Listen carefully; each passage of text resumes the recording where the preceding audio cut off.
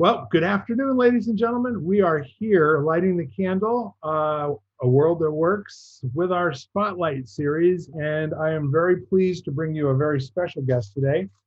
It's a gentleman that I've learned to like a whole lot in the last year and respect. And by the way, he's also the producer of our podcast. It's an extraordinary opportunity to have you here. Welcome, Eric Lopkin. Thanks for having me. It's great to be here. Very cool. So what have you been up to on this summer day? It's been very, very warm for the last 3 days. Today's been a big content creation day, editing podcasts, putting together blog posts, a lot of content marketing today. Well, that sounds exciting, but really not all that much exciting. So tell everybody what you do and kind of, give them an idea of your background and how you got to be in this position of, kind of like the CEO of Exvadio and some of the other things you're doing, if you don't mind. Yeah, no, I am president and CEO of the Modern Observer Group, which Exvadio is a division of. The primary business of the company is business coaching and consulting. We help entrepreneurs, executives, business owners really stretch their muscles and achieve more than they thought they could. And that's basically our mission at the Modern Observer Group, is to empower people to achieve more so that they're not bogged down in the day-to-day. Exvadio is actually something I had started back in the late 90s as Lopkin Media Enterprises.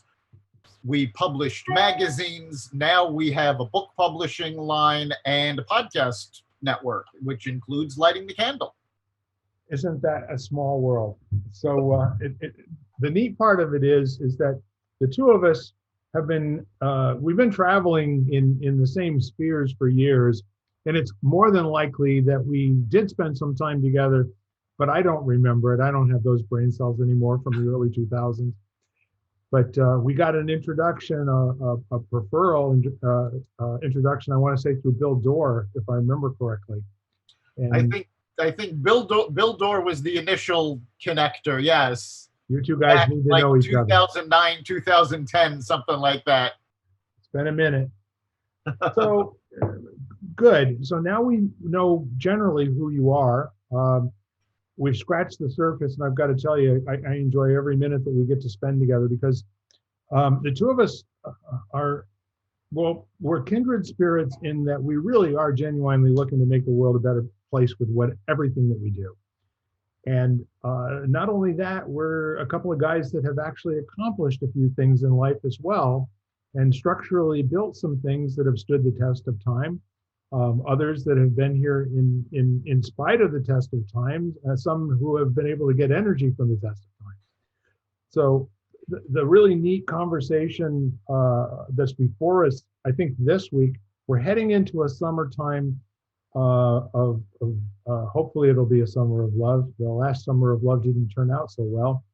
But that said, I'm kind of curious, when you look at your involvement with community activism in what over your lifetime, what you've seen, Eric, are there some things that your experience tells you we can prepare for what comes next, and we probably ought to be in a position to deal with it pretty well? I mean, that's my question for today. Yeah, everything that's going on, so much of it was actually predictable if you just pay attention. There's the old saying, those who fail to learn from history are doomed to repeat it. Well, that's a lot of what we're doing now.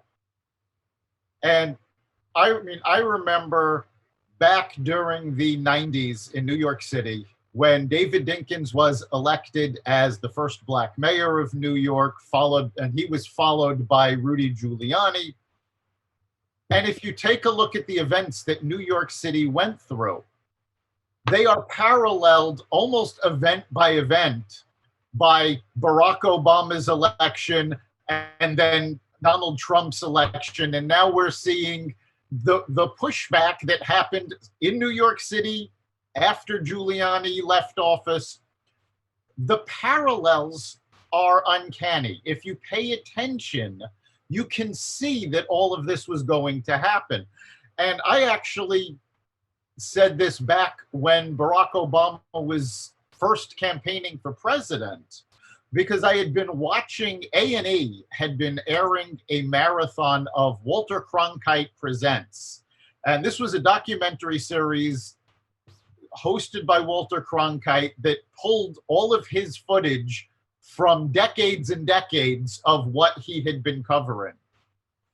And when it came to the episodes that they were talking about Jimmy Carter, and when they were talking about what had happened in New York, the same things they were saying about Jimmy Carter in the documentary were the same things that they had been talking about on the news about Barack Obama. You could see the parallels.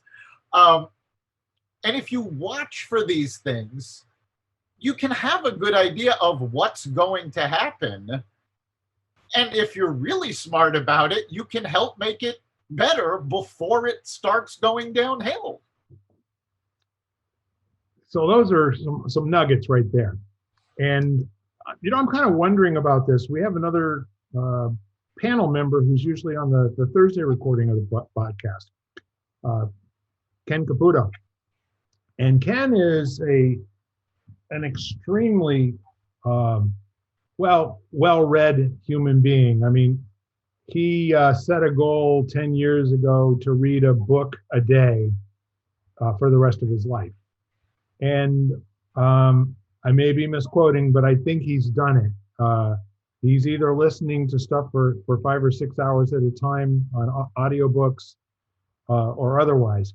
And he has kind of the same view of, the 30,000-foot view. Folks, if you can get up here, we might be able to do this in a smarter way, given the fact that we've been here before. And I raised to him the same thing I'm going to raise to you now.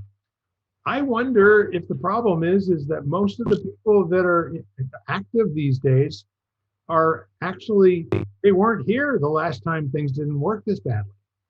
So they're kind of falling into the same predictable pitfalls that everybody who thinks, once you start vilifying rich people, those people that are sucking off of the poor people that don't make enough money to pay taxes, and utilizing, all of their sweat equity for their own good, all those other things that get said. Most of the folks that I hear that are talking that way are, they weren't around in the year 2000. I think to a certain extent, some of that is true. A lot of the very active folks haven't seen this all happen before. But I think, honestly, a lot of it is human arrogance.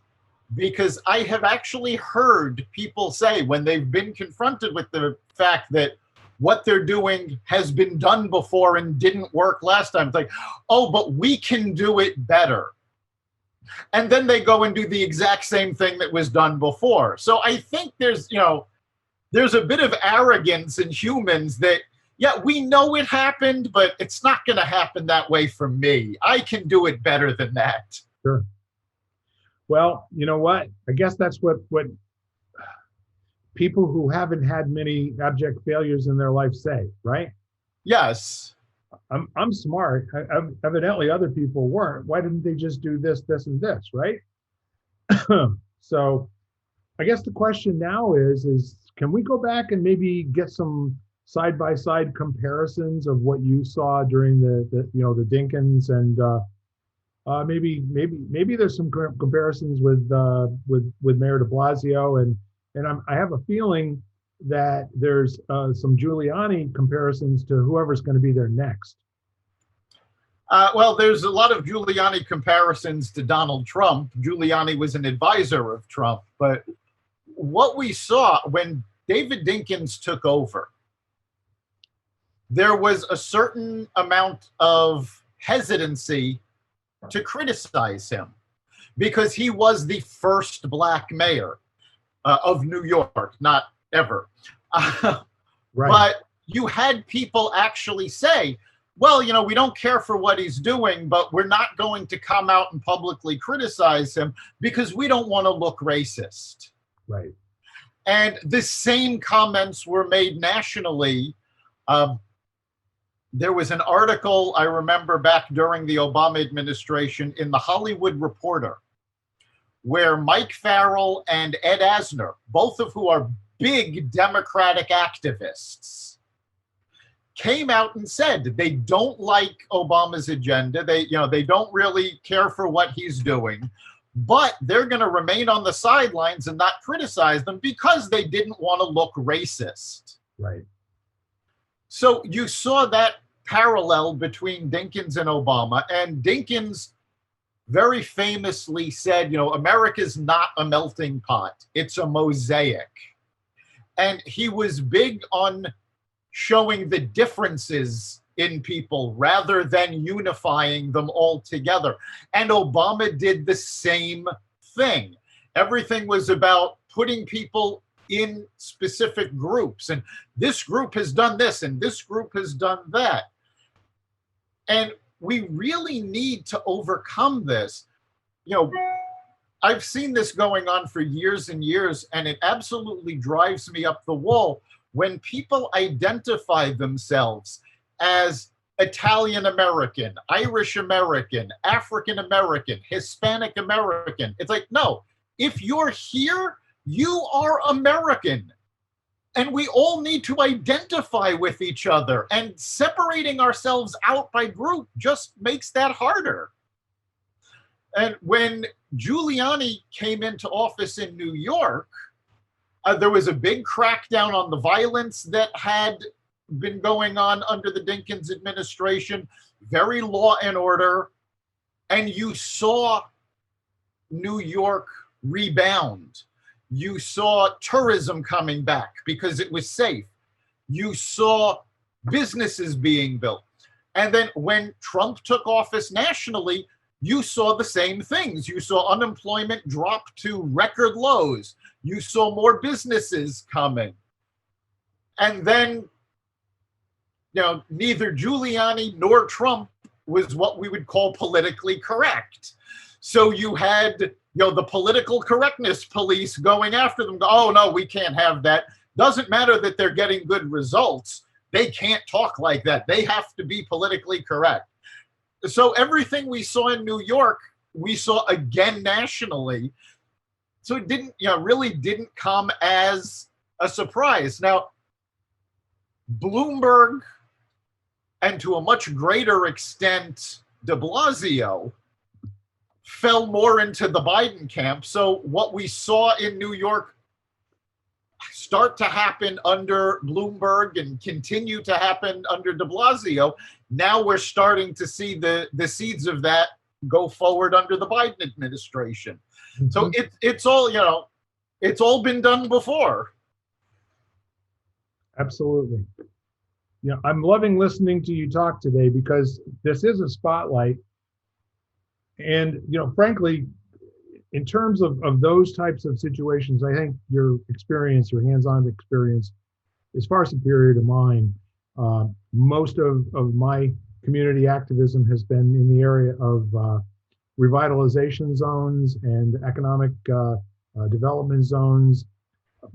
It's had less to do with what's going on politically at City Hall, and maybe being in a small town as opposed to New York City, far less related to the racial connotations, and a lot more to do with, just simply being a small town that's considered to be in a poor part of the state.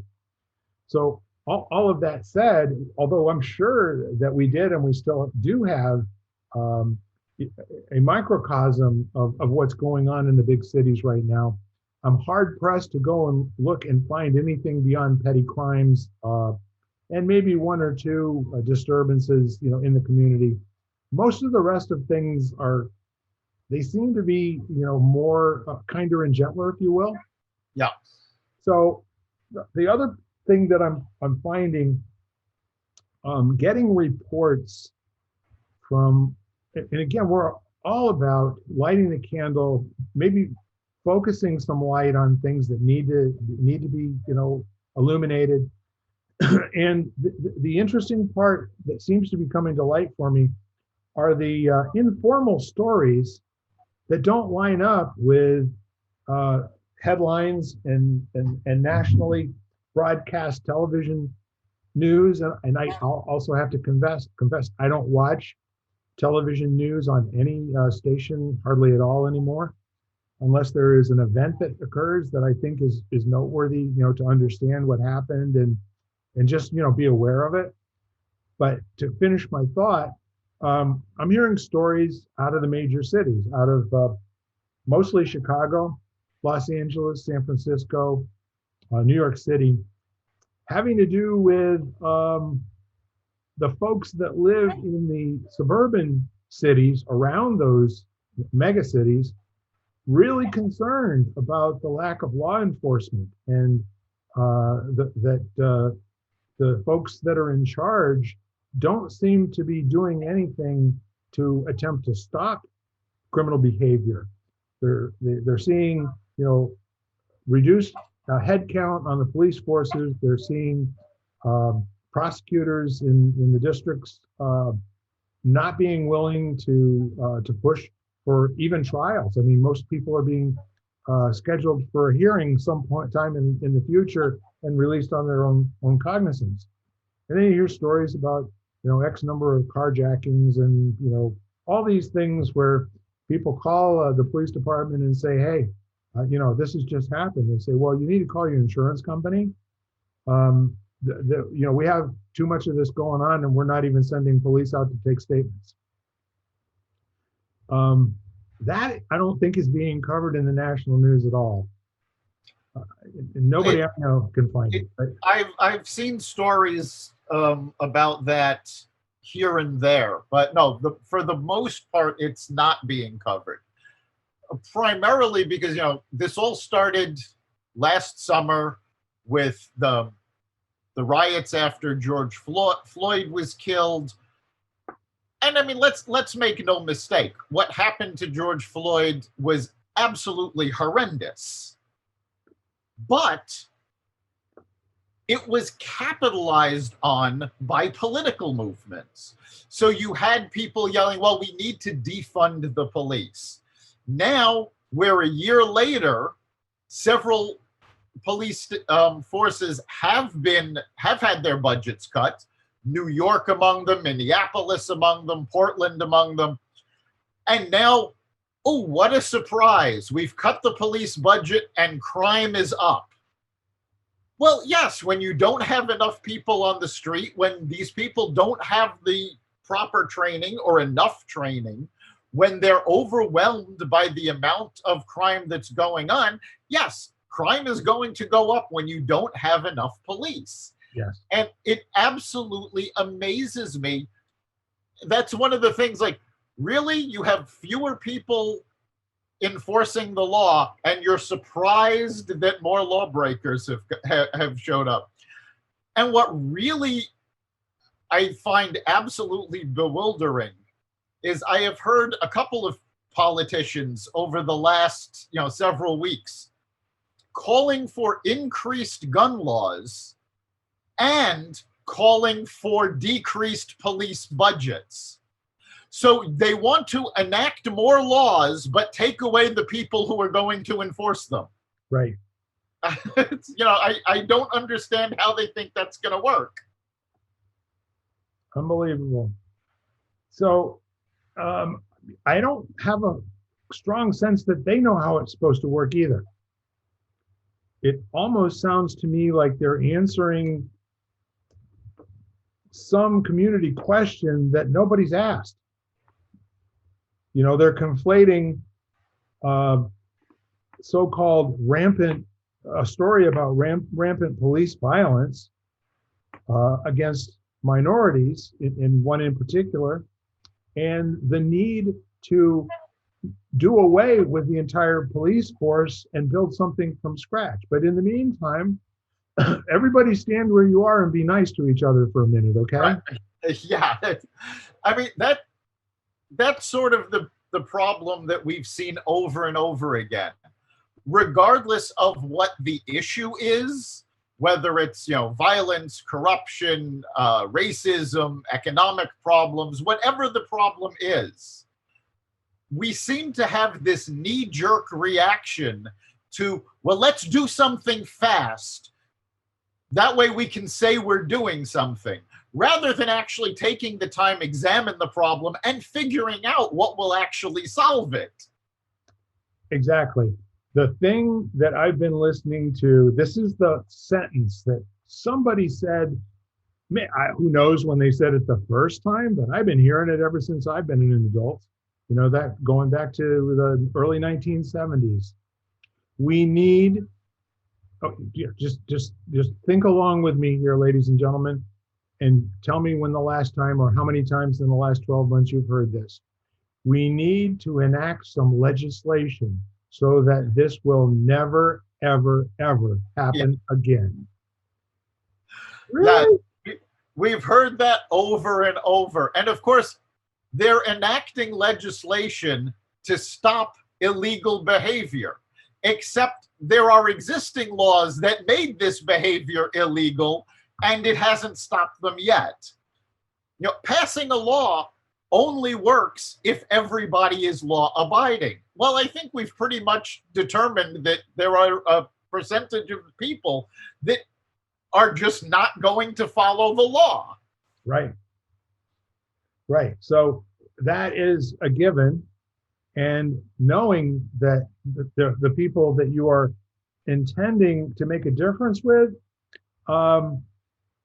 ain't gonna reach them. So now what it starts to look like is theater. It's like we have to show the people that we're doing what we can do, and we can't change behavior. We all know that.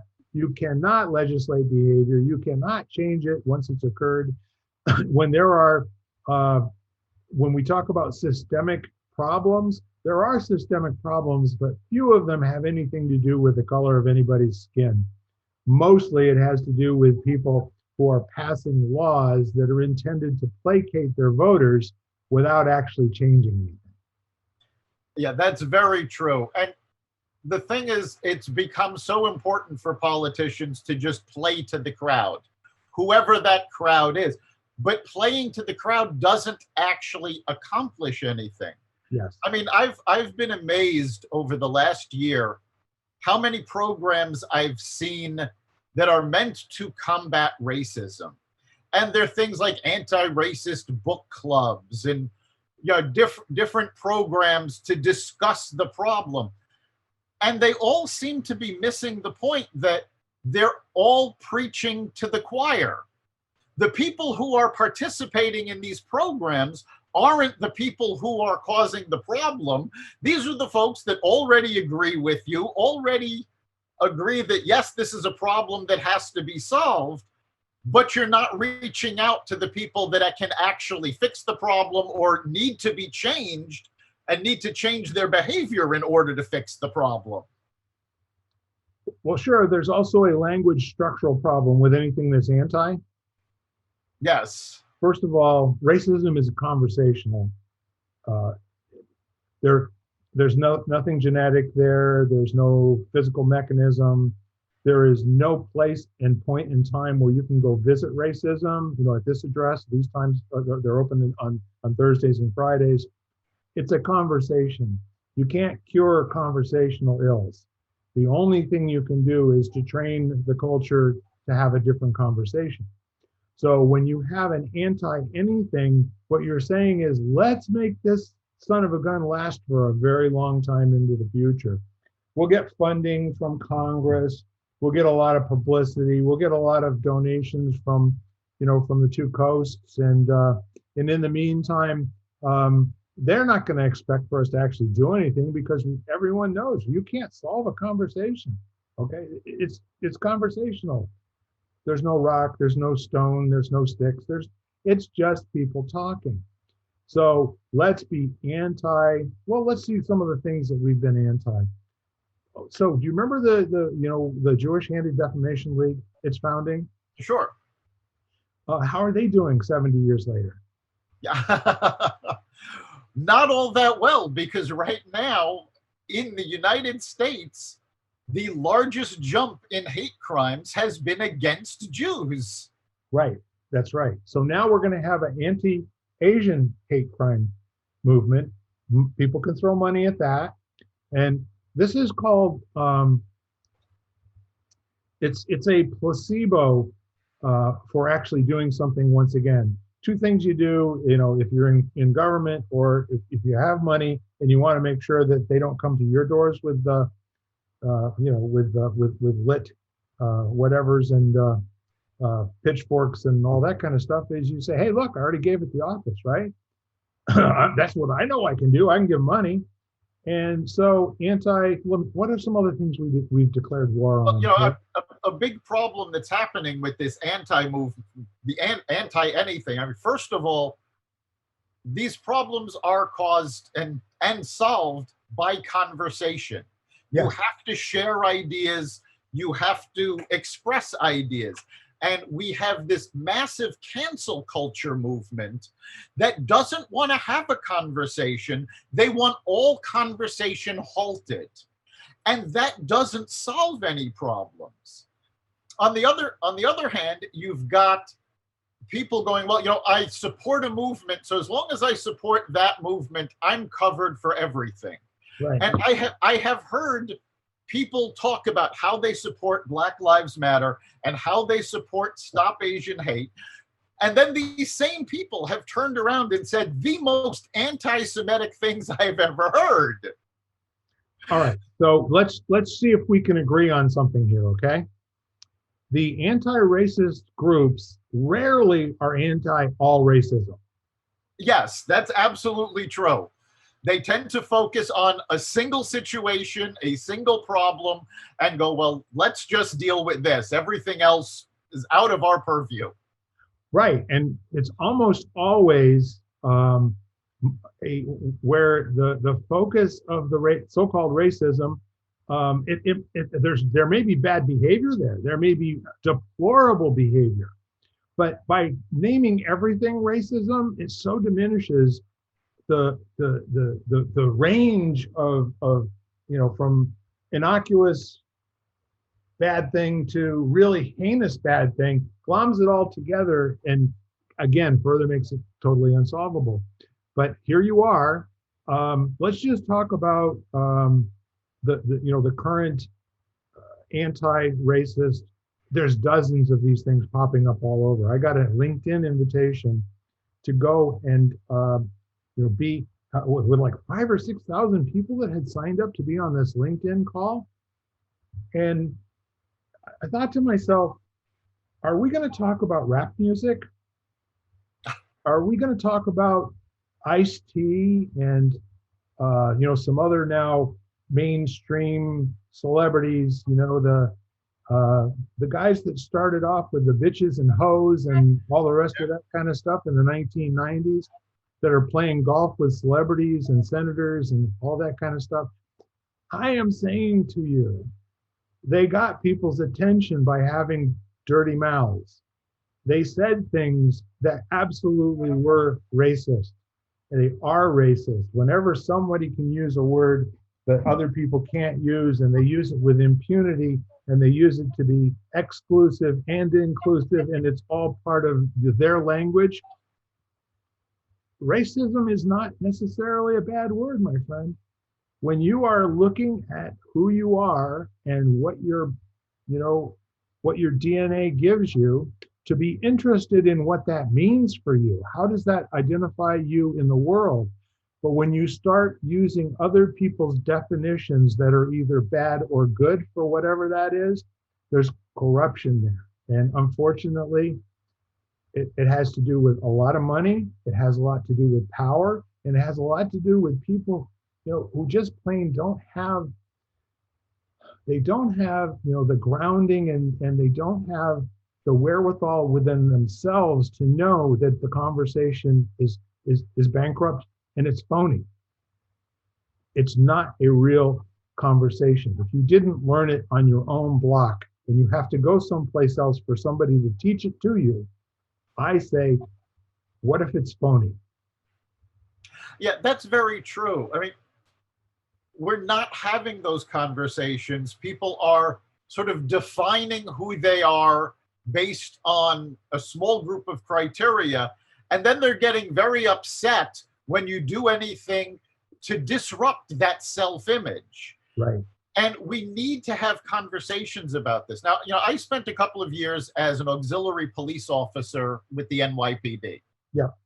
The only time I was ever assaulted or attacked, for lack of a better word, I was at a festival, and my job was simply stand by the police barrier and make sure cars didn't come in to crash into this festival. That was what I was there for. I was there to protect the folks at the festival from being run over, period. And a group of Black kids, teenagers, some of them even younger than teenagers, started throwing things at us. Now, we were told immediately by our commanding officer, do not respond. Just, let them get it out of their system and just stand there. Now, of course, today you hear all of these things. Oh, police have no respect for African Americans or Hispanic, or fill in the blank, whatever group you're talking about. And yet it was very clear that these African American kids were not being taught to respect police either. So the big problem with racism is that you can't just say, well, you have to respect me. This has to be something that goes both ways. We have to respect you. You have to respect us. It has to be a joint effort. And so far, none of the anti-movements that we've seen over the last year have done anything to really be a joint effort with anyone. And I think that is an extremely important point here.